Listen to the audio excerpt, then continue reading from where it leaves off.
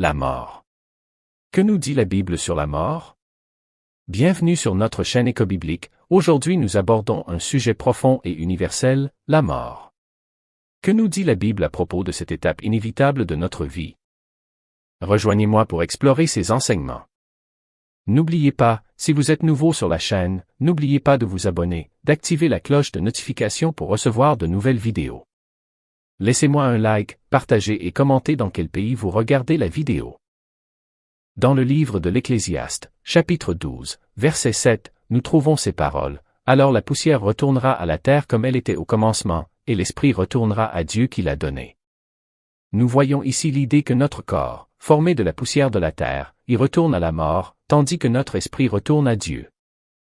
Mais la Bible ne nous parle pas seulement de la destinée finale de notre être physique et spirituel. Cela nous offre également du réconfort et de l'espoir dans les moments de deuil. Dans l'Évangile de Jean, chapitre 11, verset 25, Jésus dit, « Je suis la résurrection et la vie. Celui qui croit en moi vivra, même s'il meurt. » Ces paroles nous rappellent que, pour ceux qui ont foi en Christ, la mort n'est pas la fin, mais plutôt le pas vers la vie éternelle avec lui. D'ailleurs, dans le livre de l'Apocalypse, chapitre 21, verset 4, nous lisons, « Dieu essuiera toute larme de leurs yeux, et il n'y aura plus de mort, ni de cris, ni de clameur, ni de douleur, parce que les premières choses sont passées. » Cette promesse nous parle d'un avenir glorieux où la mort n'aura plus de pouvoir et où nous serons réconfortés par Dieu lui-même. Dans le premier livre des Corinthiens, chapitre 15, versets 54 et 55, nous trouvons ces paroles de victoire, « Quand le corruptible aura revêtu l'incorruption, et que le mortel aura revêtu l'immortalité, alors la parole qui est écrite s'accomplira, la mort a été dévorée dans la victoire. Où est ton aiguillon, ô mort?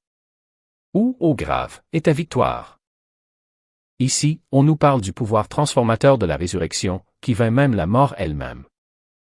De même, dans le psaume 23, verset 4, le psalmiste déclare, « Même si je traverse la vallée de l'ombre de la mort, je ne craindrai aucun mal, car tu es avec moi. » Ces paroles nous rappellent que, même dans les moments les plus sombres et les plus difficiles de notre vie, Dieu est présent pour nous réconforter et nous donner de la force.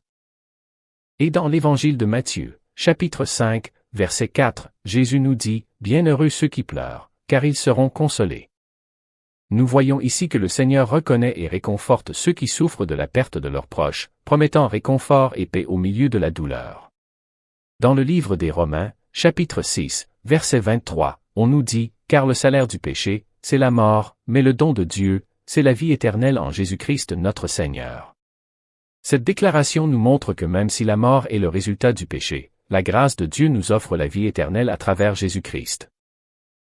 D'ailleurs, dans le livre de 1 Thessaloniciens, chapitre 4, versets 13 à 14, on nous dit, « Frères, nous ne voulons pas que vous ignoriez ceux qui dorment, afin que vous ne vous affligiez pas comme les autres qui n'ont pas de sommeil. » Espérance. Car si nous croyons que Jésus est mort et ressuscité, de même Dieu amènera avec lui ceux qui se sont endormis en Jésus. Cette promesse nous réconforte en nous rappelant que ceux qui sont morts en Christ ne sont pas perdus, mais seront ressuscités avec lui. Et dans le livre de 2 Corinthiens, chapitre 5, versets 1 et 8, nous trouvons ces paroles, « Car nous savons que si cette tente dans laquelle nous vivons est dissoute, nous avons un édifice de la part de Dieu, une maison éternelle dans le ciel, non bâtie par des mains humaines. Nous sommes en sécurité, dis-je, et nous préférons être loin du corps et chez nous avec le Seigneur. » Ici, on nous rappelle que notre véritable demeure est au ciel, où nous serons avec le Seigneur pour toute l'éternité. Dans le livre de Jean, chapitre 14, versets 1 à 3, Jésus réconforte ses disciples en disant, « Ne vous affligez pas. Faites confiance à Dieu et faites-moi aussi confiance.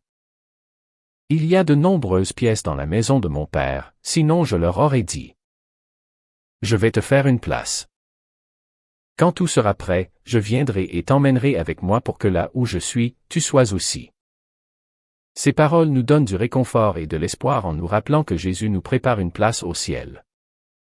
De plus, dans le livre des Philippiens, chapitre 1, verset 21, l'apôtre Paul déclare, « Car pour moi, vivre, c'est Christ, et mourir est un gain. » Ici, on nous enseigne que la mort n'est pas quelque chose à craindre, mais qu'elle est une transition vers une vie meilleure en présence du Christ.